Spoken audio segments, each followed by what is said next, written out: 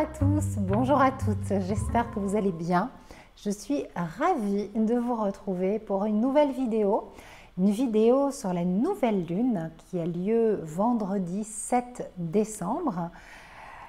Une nouvelle lune intense. Mais Sandrine, quand est-ce que tu vas arrêter de nous annoncer des lunaisons intenses? La dernière nouvelle lune, pleine lune, était intense. Cette nouvelle lune est intense. Que se passe-t-il? 2018 était une année intense. Et oui, et c'est vrai qu'on termine en beauté, on peut le dire. Alors, les énergies en ce moment, elles sont vraiment très fortes, très puissantes. On est dans cette transition, c'est la dernière nouvelle lune de l'année. Dans ce mois de décembre qui est un mois qui nous prépare à la transition vers l'hiver. Et puis, on va basculer en 2019 avec finalement d'autres aspects, d'autres enjeux et une nouvelle énergie, l'énergie numérologique 3, alors qu'on était dans l'énergie du nombre 2. Donc effectivement, il y a dans les enjeux de 2018, qui était vraiment une année de purification, eh bien c'est le grand nettoyage. Voilà. Là, on est vraiment dans l'acte final, la grande scène du 2. Tout prend des proportions assez importantes.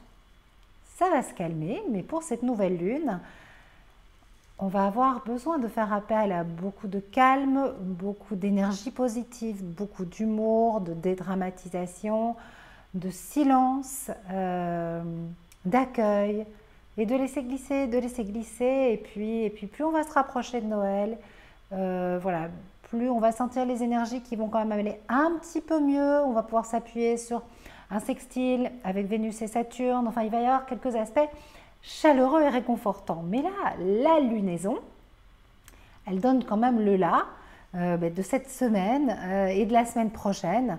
Donc on va dire qu'entre avant le 7 et pendant encore une bonne semaine après le 7 décembre, c'est rock'n'roll.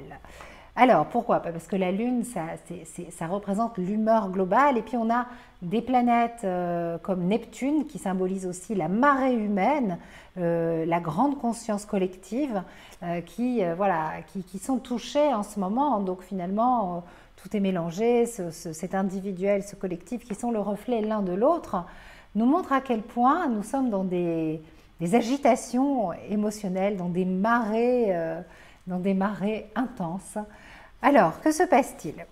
Eh bien, nous avons une nouvelle lune dans le signe du Sagittaire, à 15 degrés du Sagittaire, qui se place au carré de Mars, conjoint Neptune en Poisson. Et ça fait plouf dans l'eau. Je vous l'avais déjà dit dans quelques billets que j'ai publiés sur Instagram, dans la dernière vidéo, j'en ai parlé, c'est vraiment l'énergie de Mars, cette agressivité, c'est vraiment l'image de l'épée qu'on tend et qui tombe dans l'eau, en fait.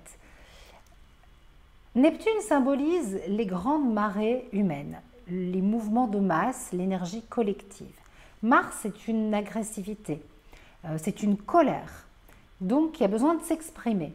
Et on voit actuellement avec le mouvement des Gilets jaunes à quel point ça s'exprime et puis ça prend des formes très neptuniennes, c'est-à-dire non maîtrisables, floues, il n'y a pas de contour défini, ça passe par les réseaux sociaux, ça passe par les médias, c'est déformé, c'est neptunien. Donc avec Neptune, c'est le grand flou, c'est complexe, on n'y voit pas clair. Tout ça, ça a une raison, mais en tout cas, c'est clair qu'on est dans un grand flou artistique.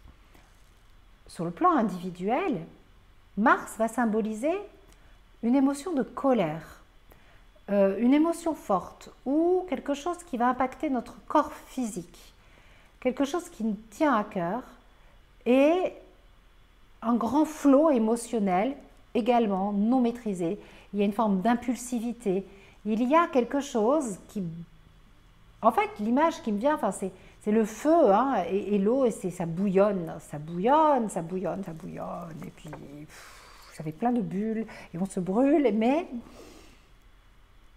mais en fait, ça fait plouf dans l'eau, voilà, ça fait beaucoup de bruit pour pas grand-chose. Il y a une dramatisation, des mises en scène incroyables. C'est des grands jeux de Lego en fait. C'est cette énergie encore très sagittaire et très jupitérienne, puisque la nouvelle lune est encore proche de Jupiter, de mise en scène, de dramatisation. Voilà.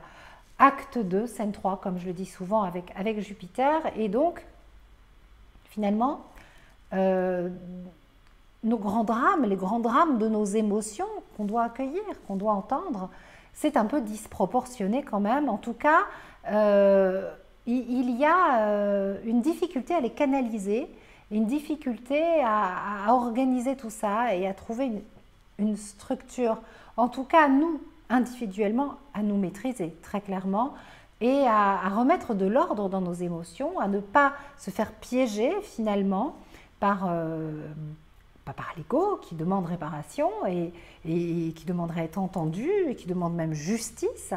Et on ressasse, on est embarqué dans un espèce de tourbillon et on a beaucoup de mal à prendre du recul. Mais c'est possible, mais c'est pas évident. Donc c'est vrai que voilà, c'est un petit peu particulier et où si on n'est pas touché personnellement, on assiste à des scènes plutôt rocambolesques. Voilà, il y a toujours cette énergie un peu de choc, ça s'entrechoque, ça se castagne. Bon, on le voit là clairement au niveau de ce qui se passe, de cette colère, voilà, de cette violence hein, dans les rues, mais il y a aussi des accidents de voiture, des chocs encore, quoi. On est encore là-dedans.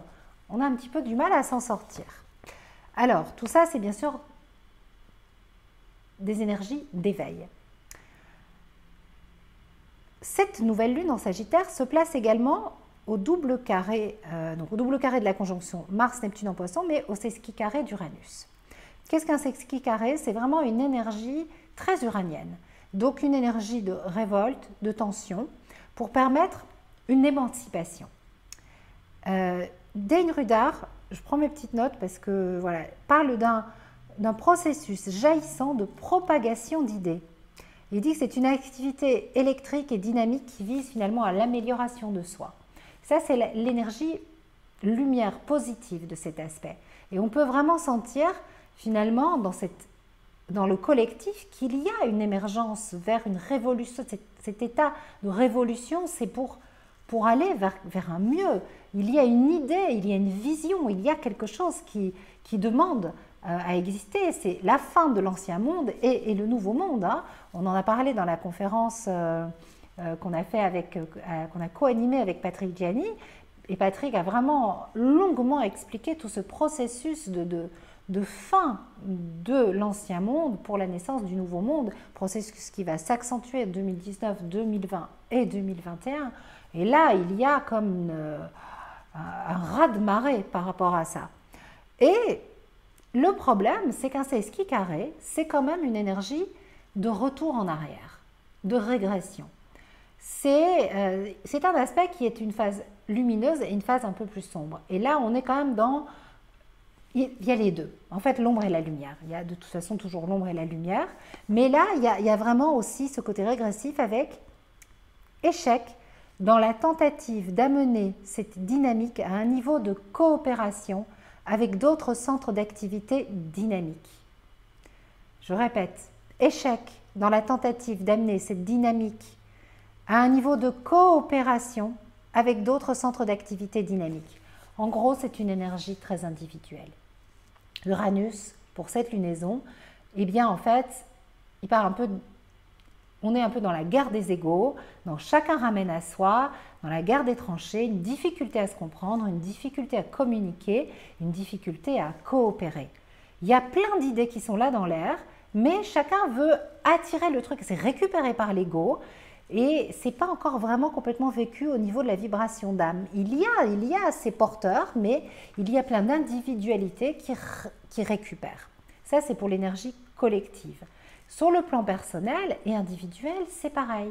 C'est une nouvelle lune électrique, cassante, pas évidente, avec des clashs, avec des tensions et avec une vraie difficulté à communiquer pour coopérer. C'est-à-dire qu'il y a une mise en évidence d'un problème et plutôt que de tout de suite se brancher solution, c'est mais comment c'est possible, et ça n'est pas possible, et nanani, et nanana, ou alors carrément on se retrouve accusé, levez-vous, et on entend toute une liste de charges retenues contre soi, où on va proférer toute une liste de reproches à l'autre. Et on se sent, mais on est littéralement sur le banc des accusés. Et on est complètement dans quelque chose un sentiment profond d'injustice. Encore une fois, et ça prend des proportions incroyables, puisqu'on est dans une énergie très jupitérienne. Donc, il y a une incapacité en ce moment à communiquer ses idées et sa vision sur le plan collectif et sur le plan individuel. L'ego rejoue tous ces systèmes de défense. Sûrement parce que l'ambiance globale ramène au vital.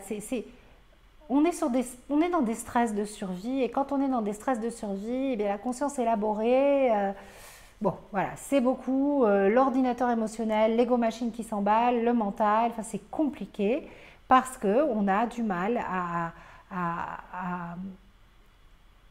se relier au cœur, à être dans cette confiance. On voit ça un peu comme une forme de béatitude difficile à atteindre. C'est une période qui nous challenge, et pourtant, Dieu que nous avons besoin de nous reconnecter au cœur, à quel point il est important, et ce n'est pas du tout naïveté ou irréalisme ou manque de connexion à la réalité, c'est justement transcender toutes ces ondes qui sont compliquées, les passer au filtre du cœur, au filtre de l'amour pour pouvoir avancer dans la bonne direction. Mais il y a des enjeux de communication, il y a des conflits, il y a des disputes. Donc, dans ces périodes où si vous vous retrouvez actuellement dans une situation où vous vous sentez littéralement mis au banc des accusés, levez-vous. Accusés, levez-vous. Tête haute, port droit, fier. Déjà, vous savez quoi, il y a un truc. C'est prévu. Mais c'est prévu que vous fassiez des erreurs, ok? Donc déjà, on va tout de suite se brancher erreur. Erreur, j'accepte mes erreurs possibles, c'est prévu que je fasse des erreurs. C'est même super bien, parce que si je reconnais que je fais une erreur, je vais pouvoir la corriger. Donc on va tout de suite dédramatiser. Erreur égale possibilité de corriger. Je prends la responsabilité, mais pas la culpabilité. Culpabilité, ça ne sert à rien. C'est une perte d'énergie qui est renvoyée vers le bas et qui ne fait avancer personne. Donc j'accepte mes erreurs possibles et je vois quelle est ma part de responsabilité dans ce qui m'est renvoyé. Je laisse à l'autre ce qui lui appartient, parce que ce que l'autre me renvoie lui appartient. Et je ne suis pas concernée. Il ne me parle que de lui ou d'elle. Donc je place un magnifique filtre d'amour sur mes oreilles, sur ma bouche, pour n'entendre que le beau et ne dire que le bon, le doux, que répondre avec l'amour, avec le cœur. Hein, je vais chercher l'énergie dans le cœur, je la place. Donc dès que la situation se corse, se tend, vous respirez. Ce qui m'est renvoyé, c'est ce que je peux faire évoluer. Si ça m'est renvoyé, c'est qu'il y a matière, c'est que je suis prête ou prêt à avancer dans la bonne direction. C'est indispensable. Quelle est ma part de responsabilité? Et surtout, ce qui me semble être très fort en ce moment, c'est que avec Jupiter, avec le Sagittaire, on adore être irréprochable. Comment? Moi? Ah non, c'est pas de ma faute. Et vous voyez, vous utilisez le mot faute, alors on parle d'erreur. Moi, je suis irréprochable. Le problème ne vient pas de moi. On ne supporte pas être l'origine du mal, être celui qui peut faire de la peine, du chagrin. Non, c'est trop douloureux, c'est douloureux pour l'ego. Vous vous rendez compte? Et surtout quand ça touche du sacré, quand ça touche des proches, c'est non, c'est pas possible, je peux pas avoir fait ça. Et c'est d'autant plus douloureux qu'avec l'énergie d'Uranus qui est très forte, on a un peu l'impression de tomber brutalement sur Terre. C'est un réveil, c'est un choc. Parce qu'en fait, on était un petit peu ailleurs. Et puis tout d'un coup, Uranus, en ce moment, il nous ramène à la réalité.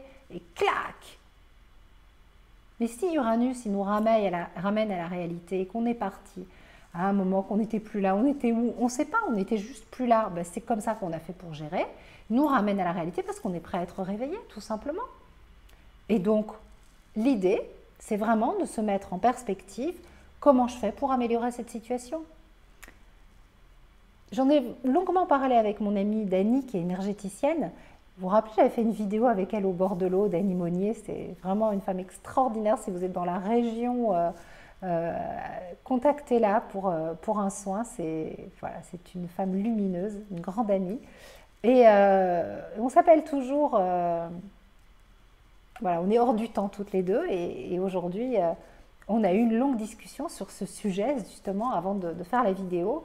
Donc voilà, et on disait à quel point il était important déjà de prendre cette position de témoin pour être spectateur de ce qui se passe, pas prendre les choses au premier degré, et puis complètement accueillir ce qui arrive comme une possibilité merveilleuse d'évolution,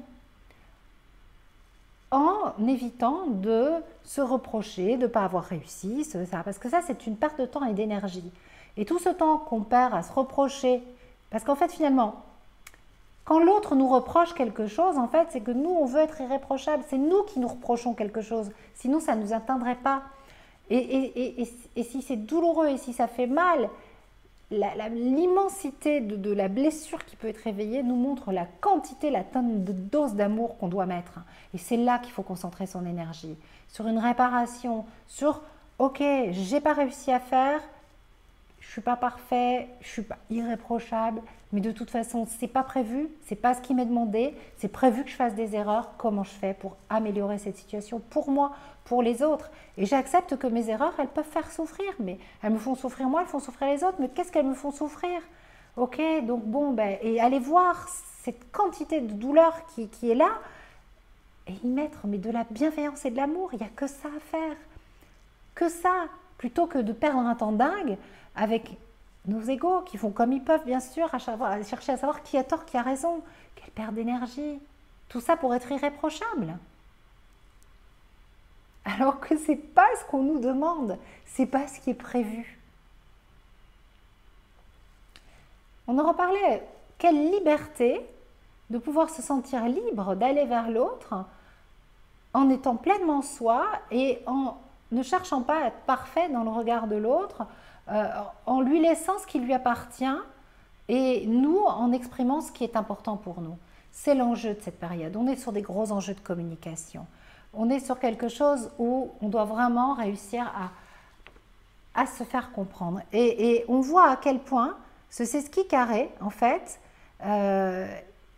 c'est vraiment une énergie, un processus jaillissant de propagation d'idées, hein, donc une activité électrique et dynamique qui vise à l'amélioration de soi, donc électrique et dynamique comme on s'accroche, et à quel point, comme c'est aussi un petit peu une régression avec ce difficulté de coopérer, voilà, bon, il faut se brancher au niveau de l'âme. Il faut lui donner carte blanche. Il faut demander à la solution divine, s'en remettre à la solution divine, demander à Dieu, à l'univers, aux anges, à qui vous voulez, d'apporter toute la lumière sur cette situation. Voilà, passez par le cœur. Donc pour cette nouvelle lune, voilà, il nous est demandé d'accueillir avec le plus d'amour et de bienveillance possible ce qui nous est reproché, en prenant du recul, en étant spectateur de ce qui se passe et non l'acteur mélodramatique.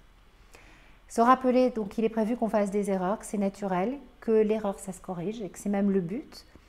Et on évite de se reprocher ce qu'on n'a pas bien fait ou voilà, c'est responsable mais pas coupable. Donc c'est une nouvelle lune qui n'est clairement pas confortable, mais on peut on peut en faire un moment de ressourcement, un moment d'accueil.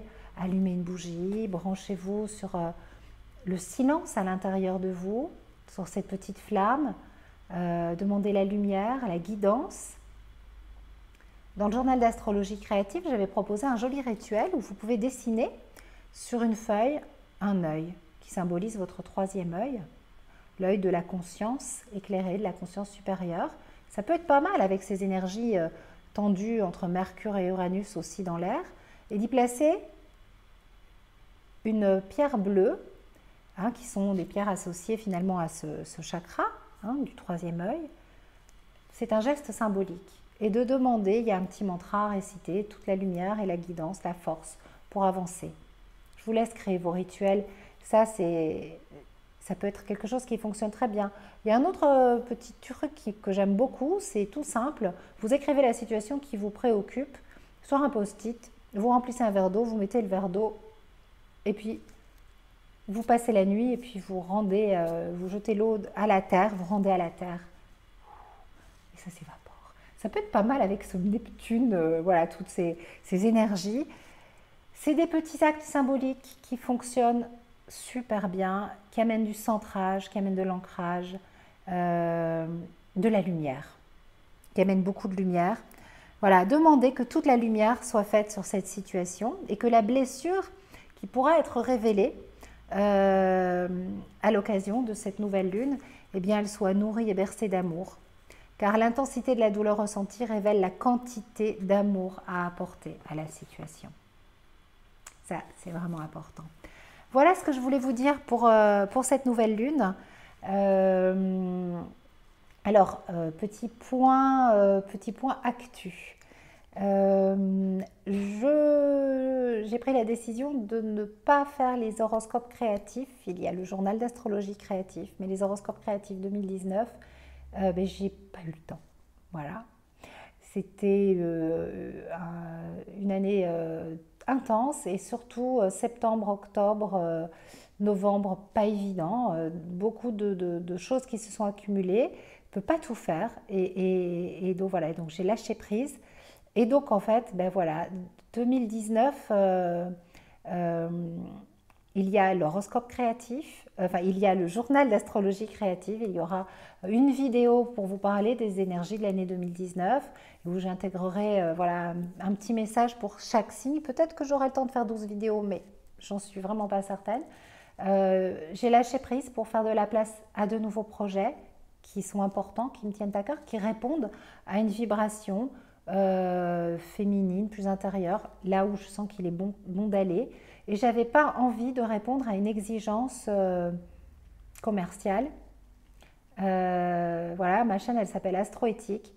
J'ai travaillé pendant des années, j'ai fait des horoscopes, j'en ai bouffé, bavé de l'horoscope. Et quand j'étais dans cette énergie-là, je le faisais vraiment dans la survie. Et quand l'année dernière, j'ai lancé mes horoscopes créatifs, j'avais vraiment à cœur de créer ce produit, de faire un horoscope créatif autre. Et je me suis éclatée à créer et à conceptualiser.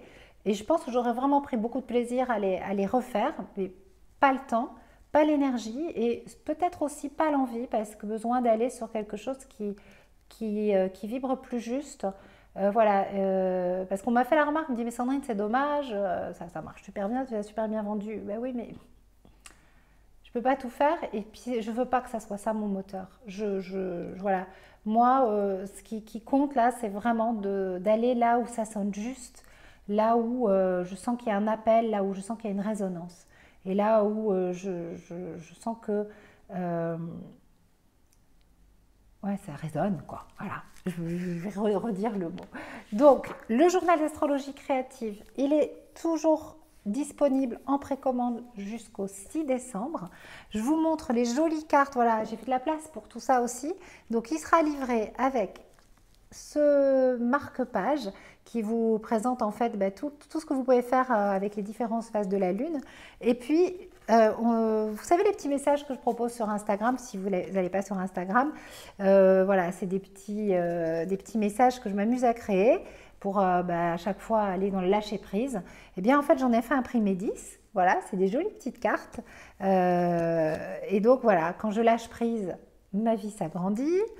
Que ferait l'amour à ma place dans cette situation? J'illumine mon cœur d'amour et de lumière. Croire en l'amour, c'est le rendre possible. Je prends naturellement ma place en étant vrai avec moi-même et vrai avec les autres. Je transforme mes rêves en projets. J'avance vers mon futur sans chercher à le connaître, avec confiance. Je libère du temps pour faire l'amour, c'est important. Voilà. J'ouvre un espace sacré et je vis dans la lumière de mes envies plutôt que dans l'ombre de mes doutes. Voilà. Et sinon, oui, ma petite préférée, celle que j'adore, je donne carte blanche à mon âme. Voilà. Donc, comment ça va se passer? Eh bien, en fait, c'est le hasard qui va décider de la carte que vous allez recevoir. En fait, j'en ai fait éditer 10 fois le nombre d'exemplaires tirés pour le livre. Et au hasard, dans les enveloppes, sera glissé un petit message. Je trouvais que c'était amusant. Et puis, c'est des petits messages de lâcher prise et d'évolution qui me tiennent à cœur. Je travaille beaucoup avec des mantras personnels. C'est ce qu'on propose dans le programme d'abondance lunaire et d'abondance solaire. Pour moi, le mantra, la force de répétition d'un message, de vivre au contact d'un message pendant plus de 21 jours, ça peut puissamment changer notre vie, notre énergie, notre taux vibratoire. Et donc voilà, donc là on va s'amuser à tirer une petite carte pour cette pleine lune, pour cette nouvelle lune. Voilà. Je prends naturellement ma place en étant vrai avec moi-même et vrai avec les autres. C'est pas mal par rapport à ces enjeux de communication. Voilà. Donc si ça vous parle, je propose que ça soit votre mantra de la nouvelle lune. Du moment où vous regardez la vidéo, pendant une bonne semaine après la nouvelle lune, idéalement 21 jours. Voilà, je vous fais des gros bisous. Je vous remercie pour votre écoute, vos nombreux messages, vos partages. On se retrouve pour la vidéo de la pleine lune. Et avant la fin de l'année pour les fêtes ou début 2019, ça va vraiment dépendre de comment je vais réussir à organiser tout ce que j'ai à faire. Et j'ai vraiment beaucoup de choses à faire pour parler de 2019. Voilà. Un grand merci et je vous souhaite une douce pleine lune, pleine d'amour et de lumière. Ciao!